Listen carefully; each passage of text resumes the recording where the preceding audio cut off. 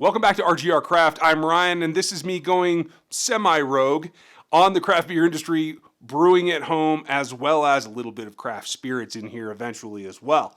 Got something special for you today. This was recorded a while ago, right in the middle of the virus quarantines. After going through most of the spring by ourselves, Mike and I got together one time when we thought there was a fall off from the virus this spring.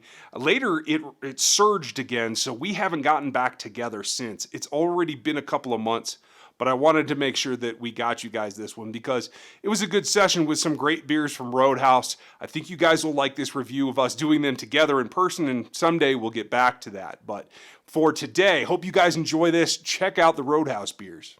Welcome back to RGR Craft. I'm Ryan. This is Mike. We're going to do something new and different for you guys today and try not to shake the camera too much.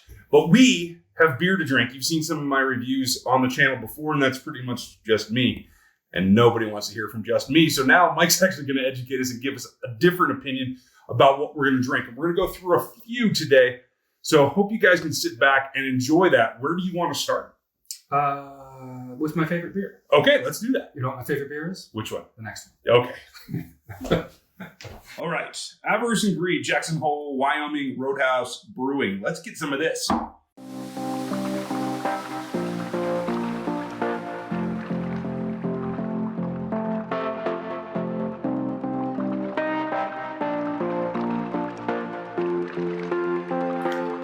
It's such a tiny bottle. It's a throwback, right? It's like old Pabst bottles from the 80s. Sorry, I'm just dating myself. Okay, so this is a Belgian Golden. So the expectation is it should have some tang. It's actually a lot lighter hay colored than I expected for a golden strong. Like I would expect more like butterish, like a darker hue. What's your take? Yeah, give me all the yeast, thanks. Yeah, there you go. It is. I'm surprised it's actually bottle conditioned. Yeah, I am a little bit too, but it's been in there quite a while. So we're going to take a look at this. You can see, for all intents and purposes, a little bit more opaque at the bottom of the bottle versus the other. That is nice and clear. It is. I think golden should be very golden. Do you like the color? Yeah. Is it your expectation? I have no expectations. Okay, well, that works. Now I get a little lemongrass off the top, and I get that nice, like, tangy farmhouse Belgian yeast smell. A little farmhousey there. Yeah, I like that, though. You've got the refined palate. I don't. I don't get all the subtleness that you get out of it. Everybody's palate is unique. There's just commonalities. So, yeah. Cheers.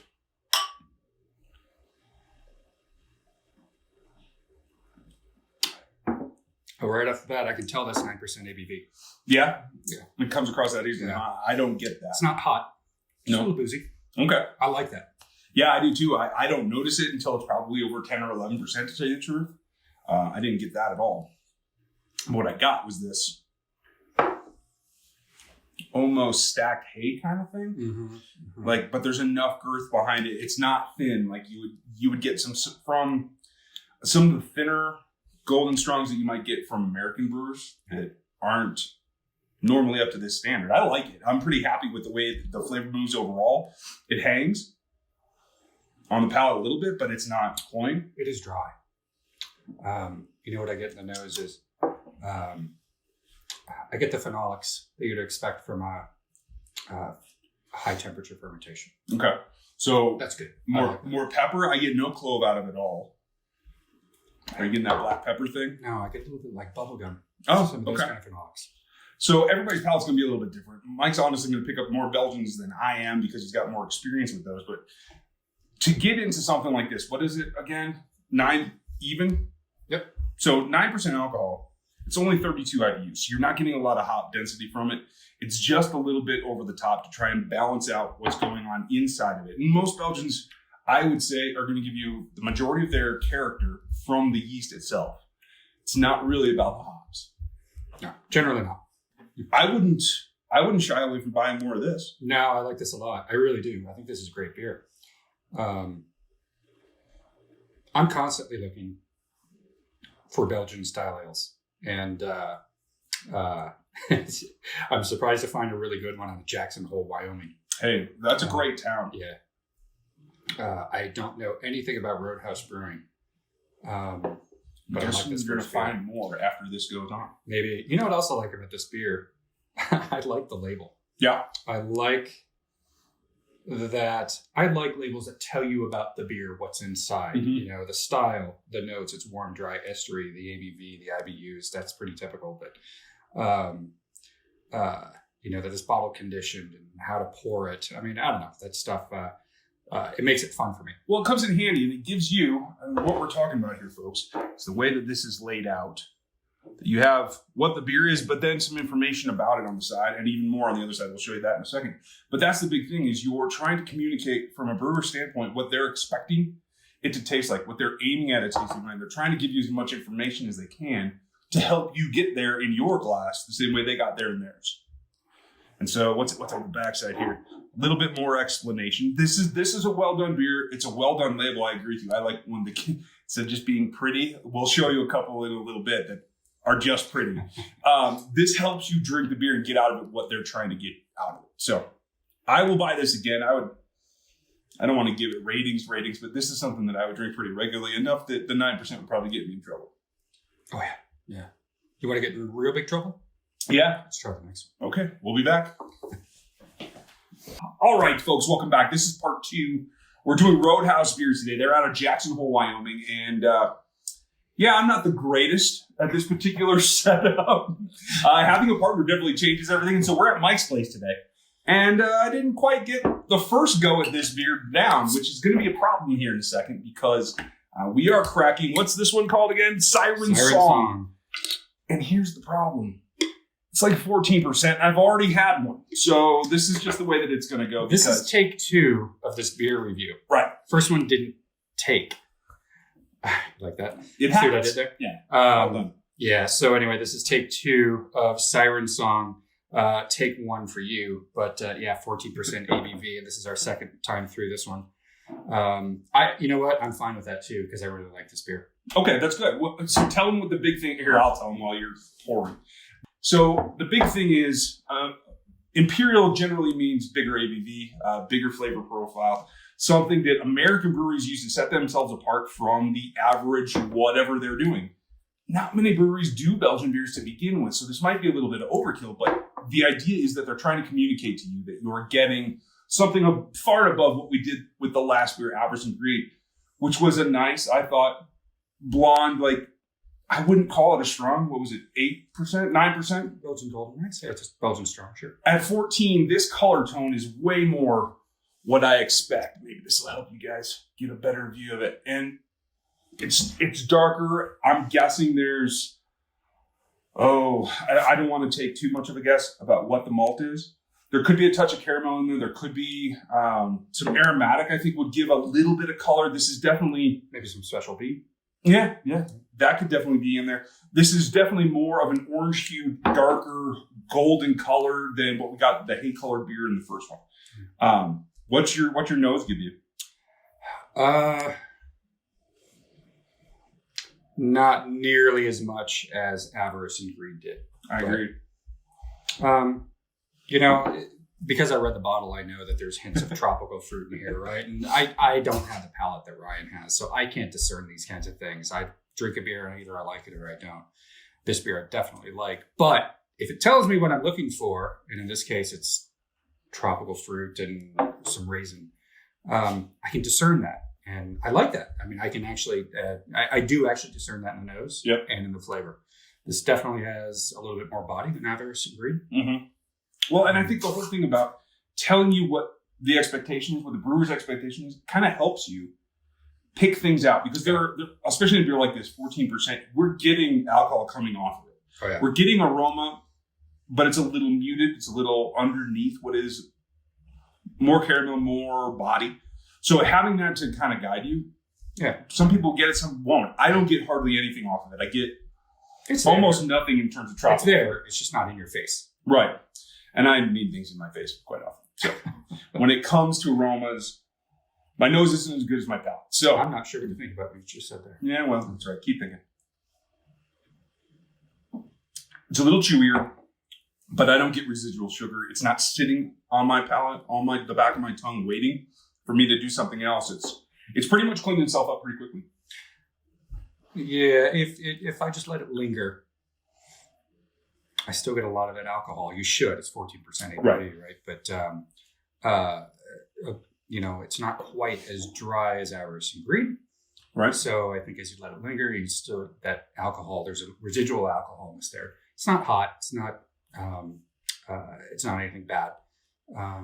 It's actually really good. It's more of a sipping beer. It is, but it's also still dangerously drinkable.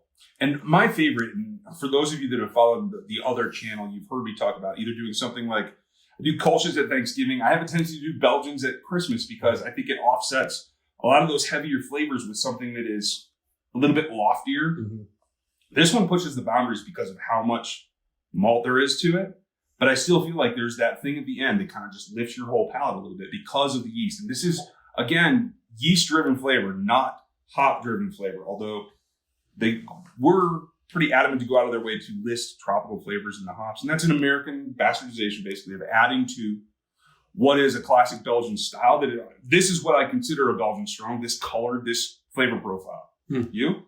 I would, you know what? A Belgian strong is just a strong Belgian beer to me. Okay. I don't know. Quads, Christmas ales, that's, I have no idea where I'm going with that. There's lots of flavors in there. And if you missed our Christmas beer episode, that's one of the original ones, so you can go back and check that out.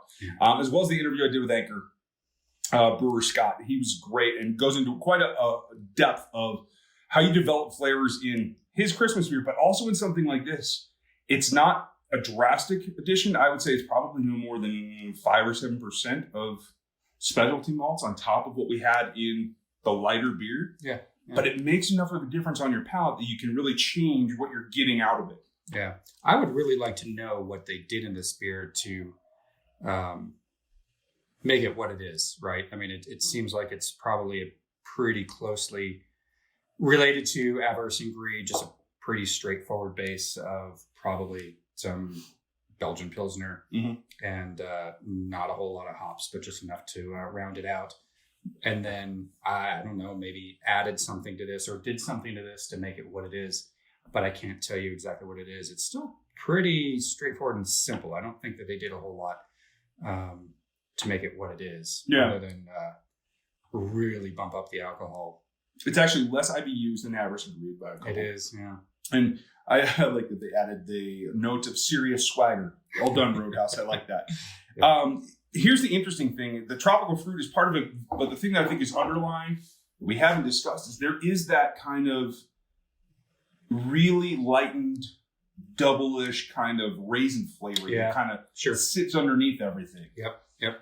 And if you're into Belgian beer, you know exactly what we're talking about. If you're not, then you get this kind of almost candied raisin kind of thing underneath the malts that, while this has more hops than I would expect, it lifts it a little bit. It's still in there, and it gives you that nice rounded flavor underneath. And where you can generally get that from is caramelizing your wort, right? And from a long hard boil. And maybe they did that with this, right? Maybe they started with a really light colored grain bill and just boiled the hell out of it, and got a little bit of caramelization and some raisin character out of it. I have no idea. Doesn't really matter. I mean, I prefer to use the grains to get there, but yeah, like a 2-hour boil is definitely more dramatic in what you get out of it flavor-wise than just a 60-minute boil like most homebrewers would do. And depending if you're watching this for the beer review itself or because you're a homebrewer, you can get similar results. They're going to vary a little bit by doing different techniques, and that includes the longer boil. Sure. Yep. I enjoy that. I use that usually on the barley wines. I know you guys are tired of me talking about barley wines. We'll get into that later. But yes. I would drink this again. I would go buy a 6-pack of this and try to get through it. Yeah, I'm still. I'm really impressed by Roadhouse Brewing. Yeah. I want to try some other beers, some non-Belgian beers from them. Yeah, right. And see if we feel the same way. But the Belgian beers that they made so far, man, I love these things. These are really good. And I know they have a good standard of IPAs available too for all of you that dig those. If you know something about Roadhouse that we're not pointing out, let us know in the comments. If you like this particular beer and we missed something on our palates, let us know what you get in the comments as well. If you're not subbed, hit that sub button, the bell notification, and leave us a thumbs up if you like this one. This is Mike. You'll see more of him. I'm Ryan. Thanks for watching today, and we'll check you next time. And here's a pro-life tip. Oh. If you're drinking 14% ABV beers, try to stick with just one. We'll do that next time.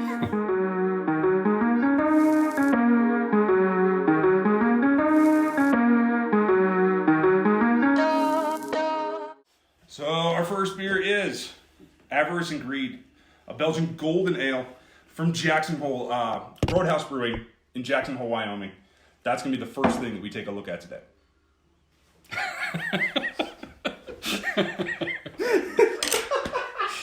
Good way to hold a good face there for a minute. Well, you're earning your blooper rolls. Yeah, hey, it's great.